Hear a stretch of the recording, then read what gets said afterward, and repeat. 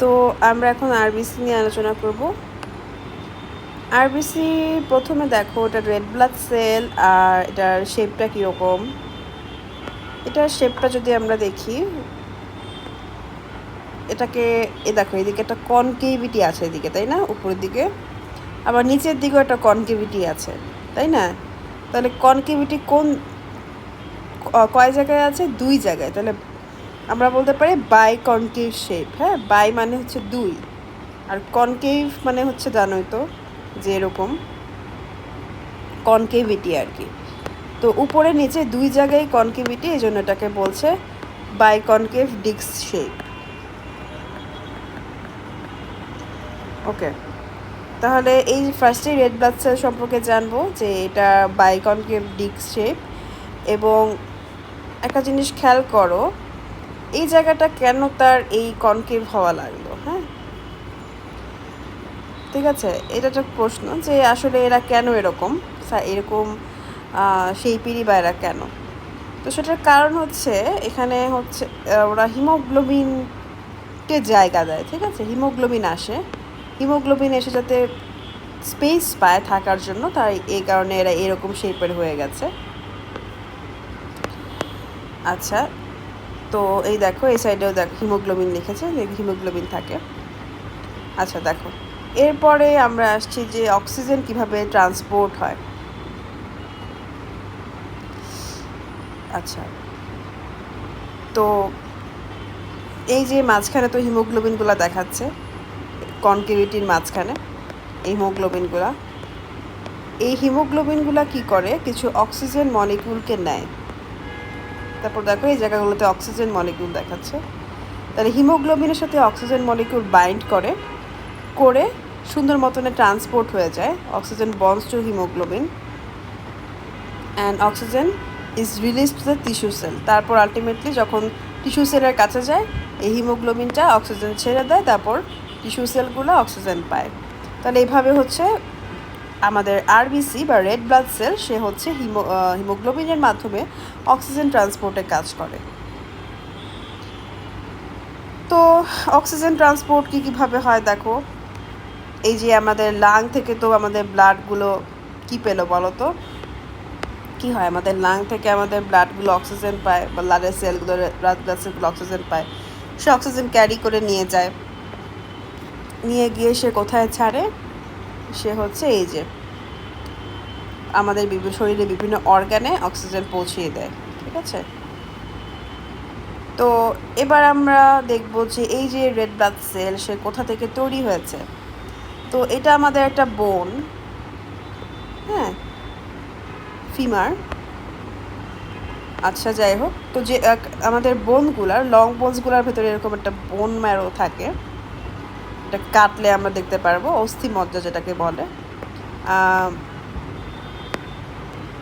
তো এটা হচ্ছে বোন ম্যারো। মোটামুটি বোন ম্যারো থেকেই ম্যাক্সিমাম ব্লাড সেলই আমাদের এই বোন ম্যারো থেকেই তৈরি হয়। তো রেড ব্লাড সেলও এই বোন ম্যারো থেকে আসছে। তাহলে আরবিসি কোথা থেকে আসছে? বোন ম্যারো থেকে আসছে। এবং আফটার 120 ডেজ আরবিসি ডিস্ট্রয় হয়ে যায় লিভার আর স্প্লিনে। দেখো আরবিসি যেহেতু আমি জন্ম বলেছি, যেটা হচ্ছে বোন ম্যারোতে, সে কোথায় ডিস্ট্রয় হয়, 120 ডে তার হচ্ছে লাইফ স্প্যান। হ্যাঁ, সে 120 ডেজ পরে ডিস্ট্রয় হয়ে যায় এই যে লিভার এবং স্প্লিনে গিয়ে সে ডিস্ট্রয় হয়ে যায়।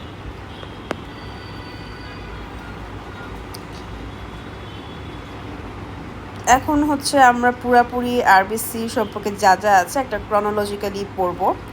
তো আরবিসি সম্পর্কে যা যা দরকার তোমাদের লেভেলে সব কিছুই এখানে জাস্ট একটা ফ্লোচার্টের মাধ্যমে আমরা মনে রাখবো।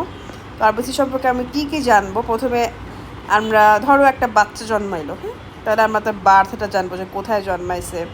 তো সবাই ধরো বাচ্চাটাকে দেখতে গেল, হ্যাঁ, তখন বলবে যে বাচ্চাটা কীরকম দেখতে, হ্যাঁ, সেটা সবাই দেখবে। তারপর ধরো কয়টা বাচ্চা হয়েছে সেটা দেখবে, এবং বাচ্চাটা বড় হওয়ার পরে তার ওয়ার্ক লাইফ থাকবে, এরপর সে এক সময় মারা যাবে। তো ঠিক সেরকম আমরা যখন আরবিসির বায়োগ্রাফি লিখব, তখন অনেকটা এভাবেই আমরা প্রোগ্রেস করব। প্রথমে বার্থ, তারপরে কীরকম হয়েছে দেখতে, কয়টা হয়েছে, তার ওয়ার্ক লাইফ কী, মানে সে কী কী করেছে, তাই না?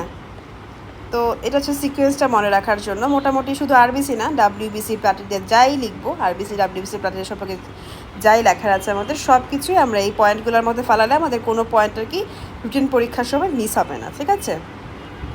তাহলে আসো আমরা আরবিসিতে চলে যাই। আরবিসিতে আমরা বলেছি যে এটা কোথায় ফর্ম হয়, এটা ফর্ম হয় বোন ম্যারোতে।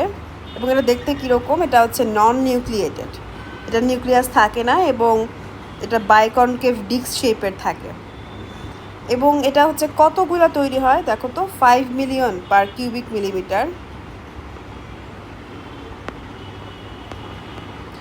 5 মিলিয়ন পার কিউবিক মিলিমিটার। এটা হচ্ছে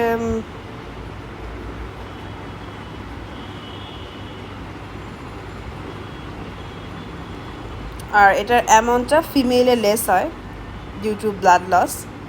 ইনফ্যান্টদের ক্ষেত্রে এটা বেশি থাকবে নাম্বারে। অ্যান্ড আমরা আগে বলেছি যেটা কী করে, অক্সিজেন ট্রান্সপোর্টেশনে ভূমিকা রাখে, তার পাশাপাশি কিন্তু কার্বন ডাইঅক্সাইডও ট্রান্সপোর্ট করে নিয়ে যায়, তাই না? অক্সিজেনকে অক্সিহিমোগ্লোবিন হিসেবে, আর হচ্ছে কার্বন ডাইঅক্সাইডকেও সে কার্বোহিমোগ্লোবিন হিসেবে ট্রান্সপোর্ট করে। আমি যদি রিয়াকশন দুটো লিখে দিই তাহলে আমার পরীক্ষার খাতার দেখতেও ভালো লাগবে, মার্কসটাও ভালো আসবে, কারণ এটা কিন্তু মোটামুটি রিয়াকশন দিলে বা ছবি দিলে আমরা দেখি বায়োলজিতে কিন্তু নাম্বারটা ভালো ক্যারি হয়। হ্যাঁ, আমরা চেষ্টা করব রিয়াকশনগুলো লেখার। Haemoglobin plus oxygen oxyhaemoglobin, haemoglobin plus carbon dioxide দিয়ে এভাবে হচ্ছে ট্রান্সপোর্ট হচ্ছে। তারপর ওয়ার্ক লাইফের শেষে আমরা লিখবো যে সে কখন মারা যায়, 120 দিন। এটা অনেক ইম্পর্টেন্ট যে রেড ব্লাড সেল কতদিন বেঁচে থাকে, সেটা হচ্ছে 120 দিন। অ্যান্ড প্রতি মুহূর্তে হচ্ছে রেড ব্লাড সেল ডিস্ট্রয় হচ্ছে এবং ইকুয়াল নাম্বারে প্রোডাকশন হচ্ছে, ঠিক আছে, প্রতি মুহূর্তে। আচ্ছা, আর কিছু সাধারণ কিউএনএর অ্যান্সার আমরা দিই এখান থেকে, কিছু কোশ্চেন অ্যান্সার। যেমন এটা কেন নন নিউক্লিয়েটেড থাকে, আমাদের প্রশ্ন মাথায় আসতে পারে যে রেড ব্লাড সেল কেন নন নিউক্লিয়েটেড। তো এটা হচ্ছে এরা মোর হিমোগ্লোবিন অ্যাকোমোডেট করার জন্য তাদের নিউক্লিয়াসটাকে তারা ছেড়ে দিয়েছে।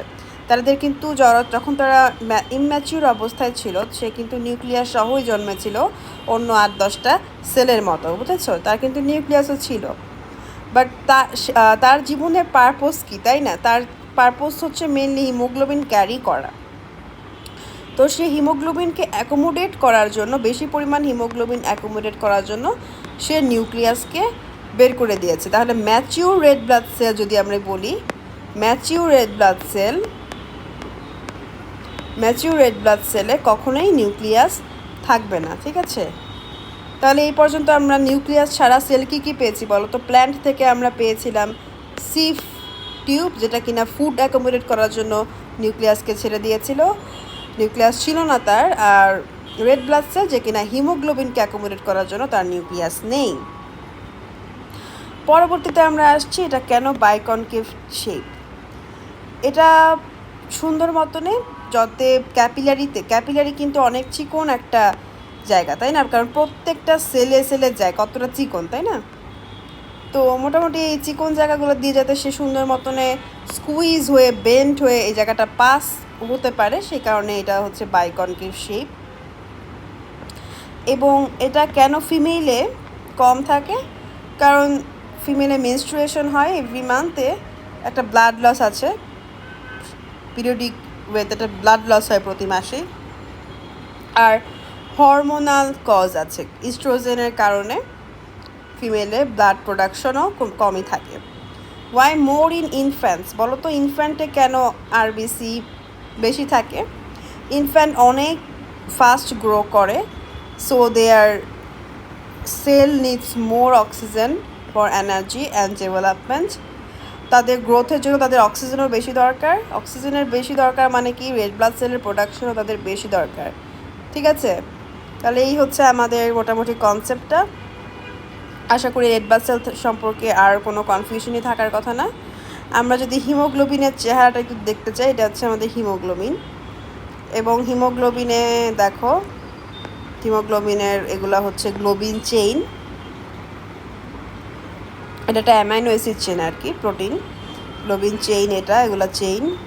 অ্যান্ড হিমোগ্লোবিনের দেখো হিম শব্দটা এসেছে, হিমোগ্লোবিনের চারটা হচ্ছে হিম গ্রুপ আছে, হিমোগ্লোবিনের 4 সাইডে 4টা হিম গ্রুপ আছে, এই জন্য হিম শব্দটা এসেছে, হিম যোগ গ্লোবিন, হিমোগ্লোবিন। আর হিমোগ্লোবিন একটা টাইপ অফ কালার্ড পিগমেন্ট, হ্যাঁ এটা একটা কালার্ড পিগমেন্ট, এবং এটার কারণে ব্লাড অ্যাপিয়ার্স রেড, হ্যাঁ এটার কারণে ব্লাডকে লাল দেখা যায়। তো এটাই মোটামুটি ছিল আমাদের রেড ব্লাড সেল সম্পর্কে পুরা রেড ব্লাড সেলের বায়োগ্রাফি, সে কোথায় জন্মায়, কোথায় মারা যায়, কতদিন বেঁচে থাকে, কি কি করে, তার জীবনের পারপোজ কী, এবং সেই কারণে তার কি কি কম্পেনসেশন করতে হয়েছে। ঠিক আছে।